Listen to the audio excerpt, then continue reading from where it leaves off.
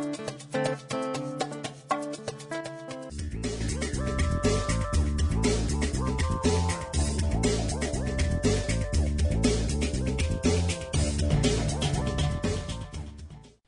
next component is 11.4, selecting a transaction. Under selecting a transaction, we get a whole lot of subcomponents that allow us to capture money coming in through either receipts or direct deposits into the bank account. We also get to edit the journal and then delete certain transactions.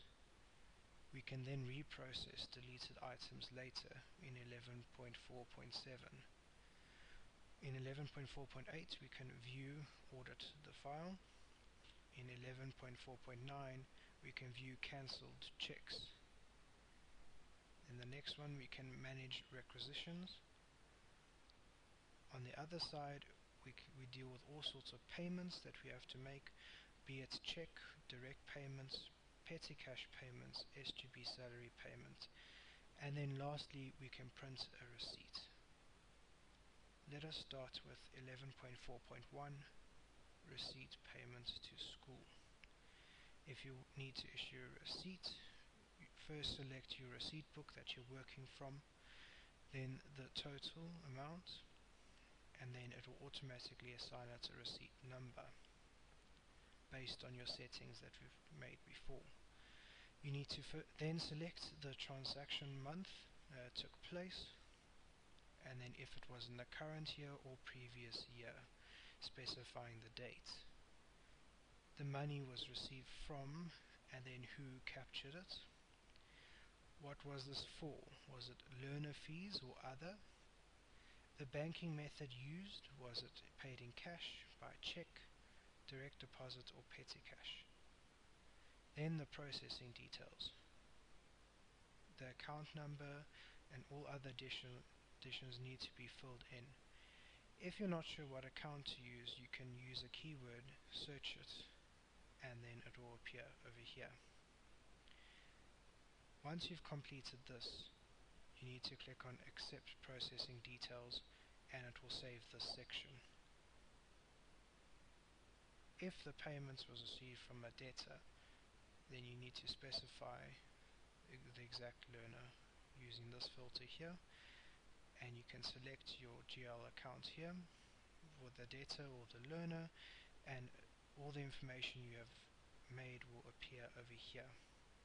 If you wish to remove an item, say for example you have 4 lines and you want to remove number 4, you click here, press number 4, and then you need to remove the line item. If you wish to clear this whole form, there's a button here to clear the whole form. Once you've finished capturing your receipt, click on Save and then Done. The next one is 11.4.2, Deposit Receipts. You first need to select your bank account that you've created earlier, and then your bank deposits. First need to select your accounts that you've created. Then you can deposit the amount into your bank, specifying the amount and from whom. Then click on Done. 11.4.3, Directly into bank accounts. This form should only be used for transactions on the bank statement that do not require receipts. So if there's a direct payment from a learner or learner's parent into the account, then you first select your bank account, then the transaction month, then the money received from whom exactly, the current year, once again your processing details, and then if it is a payment made by a debtor, then the specific grade, account, class as an optional filter, and then the specific learner. Again, it will appear under this, the global account, and then the debtor and learner information, description, and the actual amount. If you wish to remove it, once again you click over here and click on Remove Item. Once you've put in all your information, you can then click on Save to save it, and then Done to close the window. 11.4.5, Journal Entry.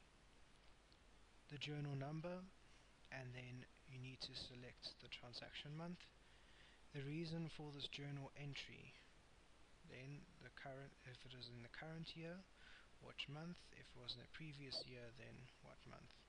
Again, all the processing details. Once everything has been inputted, you can say accept processing details. If it is a debtor, you can specify exactly who, and then if you need to, you can load an archived learner. Once your information has been captured, it will appear here, and then you can view and print the journal. You can either remove a certain line by selecting it and say removing. Next journal will continue with this form. It will ask you to save.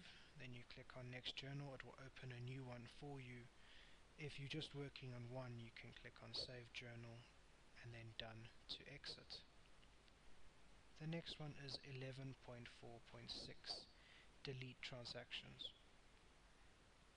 First you need to select what type of transaction you wish to reverse, then the month it appears in, and then the year. Clicking on OK. The item will appear over here. You need to select it and then click on recycle this item. All items that are deleted are placed into an audit file for the auditors. Checks, receipts, petty cash payments and deposits must be reprocessed using the same item number, so it will balance. All your general ledger transactions will appear over here once you're finished. Click on done to close this window. 11.4.7, reprocess deleted items. Any deleted items in the previous menu will appear over here, and then you can process this item again, meaning that you can activate that same item, that same transaction again. Click on done to close. 11.4.8, view audit file. You can specify exactly which file you want to view, be it for a receipt or a deposit, and then click on print. 11.4.9, view cancelled checks. You can select from the list a month, a current year or previous year, or you can show all, and you can print this list and export it to Excel as well. 11.4.10, manage requisitions.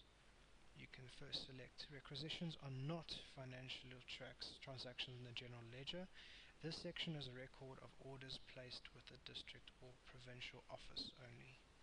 So you can first specify the dates in which you want to view. Click on go to display them. The filters, if you have any filters within a certain date. If you want to choose a specific account, the status, item description and other details are displayed here for you to see. If you wish to add a requisition, you can then state the order date, the unique requisition number, and then again the line item details, all the information on which account, and then a further description. Once you've finished adding this information here, click on accept line item details, and it will appear at the bottom. Remember, you can remove a specific line item, and you can clear your form if you've made a big mistake. Remember to save any information that you've added and click on done. When you're finished, you can either view or edit a specific one, print this grid, or click on done. Check payments and direct payments from bank can both be maintained once you set up your bank account information. 11.4.13, the petty cash payments. If you wish to add a new petty cash account, you can add it in here. If you wish to edit it or maintain the voucher numbers, first select it and then click on the relevant option. Once you've added a petty cash account, you can then make a petty cash payment, which is highlighted in yellow. Then click on done. 11.4.14 SGB salary payments, there are two tabs. You can either make salary payments or view salary payments. So this is your history of salary payments to the SGB. So first, if you want to make a salary payment, you can select the other staff that are paid SGB or the selected staff.